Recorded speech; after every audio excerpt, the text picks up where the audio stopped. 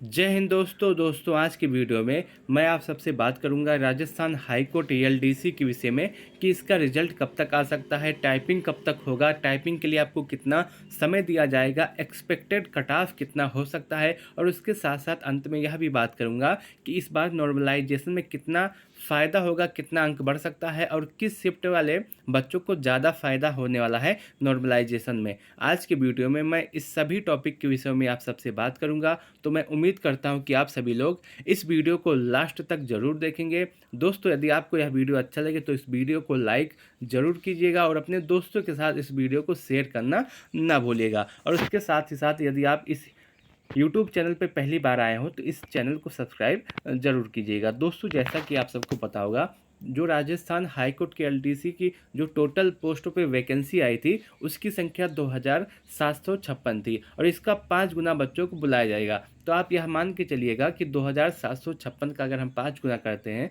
तो 13,780, तो 13,780 बच्चों को बुलाया जाएगा। वहीं जो आपका एग्ज़ाम हुआ है वो कई शिफ्ट में हुआ है और कई शिफ्ट में होने की वजह से इस बार नॉर्मलाइजेशन का भी बहुत बड़ा फैक्टर होने वाला है। नॉर्मलाइजेशन इस बार अच्छे लेवल का हो सकता है। आप यह मान के चल सकते हैं कि 5 से 7 नंबर इस बार नॉर्मलाइजेशन में बढ़ सकते हैं, जो कि का मन है। अगर आपका एग्ज़ाम हार्ड शिफ्ट में हुआ है तो आपको ज़्यादा परेशान होने की आवश्यकता नहीं है, आपको इतना नंबरों का फ़ायदा हो जाएगा। बस आपका एग्ज़ाम हार्ड शिफ्ट में हुआ हो तो आपको ज़्यादा दिक्कत नहीं होने वाली है। वहीं दोस्तों, जैसा कि आप सबको पता होगा, जब आपका एग्ज़ाम समाप्त हुआ था वहीं दूसरे दिन ही यानी कि 20 मार्च को आपका आंसर की जारी कर दिया गया था और जो इसमें ऑब्जेक्शन का डेट रखा गया था वो 21 से लेकर के 27 मार्च तक रखा गया था। लेकिन इसके बाद कोई भी जानकारी नहीं दी गई है, ना ही इसका फाइनल आंसर की आया है, ना ही रिजल्ट आया है। तो हम सबसे पहले समझने का प्रयास करेंगे कि इसका रिजल्ट कब तक आ सकता है। दोस्तों, अगर रिजल्ट की बात करें तो आपको अब ज़्यादा इंतजार नहीं करना होगा।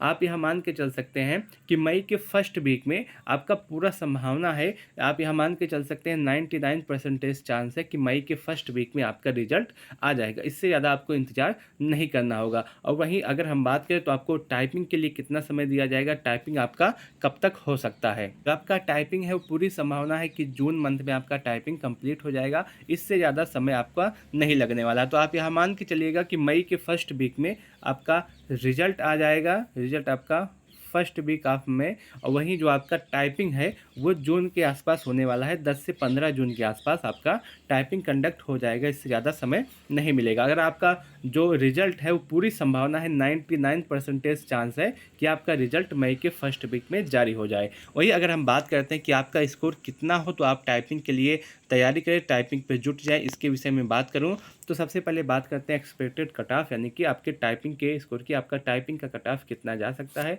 आपका इतना स्कोर हो तो आपको टाइपिंग अवश्य करना चाहिए, आपको एक भी सेकंड देरी किए हुए बिना। अगर सबसे पहले जनरल की बात करें तो जो जनरल का कट ऑफ जा सकता है वो इस बार 195 से लेकर के अगर 200 नंबरों के बीच में आपका स्कोर है तो आप सभी लोग अपने टाइपिंग की तैयारी शुरू कर दीजिए। अगर आपका स्कोर 195 से 1-2 नंबर कम है तब भी आप टाइपिंग की तैयारी शुरू कर दीजिए, क्योंकि अगर आपका मान लेते हैं आपका जो एग्ज़ाम है वो हार्ड शिफ्ट में हुआ है तो आपको नॉर्मलाइजेशन में फ़ायदा मिल सकता है। तो आप अगर मान के चलिए आपका एग्ज़ाम हार्ड शिफ्ट में हुआ है और आपका स्कोर 195 से भी 1-2 नंबर कम है तो आप सभी लोग अपने टाइपिंग की तैयारी शुरू कर दीजिए बिना विलंब किए हुए।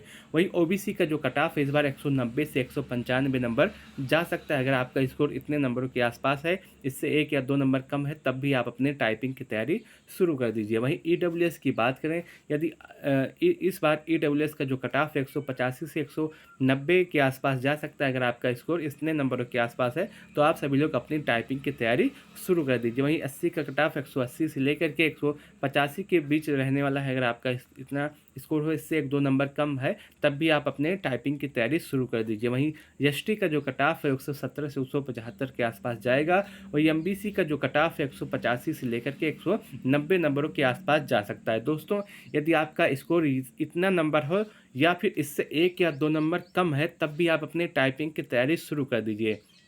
क्योंकि आपका जो एग्ज़ाम है कई शिफ्ट में हुआ है और कई शिफ्ट में होने की वजह से नॉर्मलाइजेशन में आपके नंबर बढ़ सकते हैं। और मान लेते हैं आपका स्कोर इससे कम है और आपका एग्ज़ाम हार्ड शिफ्ट में हुआ है, तब तो आपको नॉर्मलाइजेशन में फ़ायदा मिलने वाला है। इसलिए आप सभी लोग टाइपिंग की तैयारी शुरू कर दीजिए।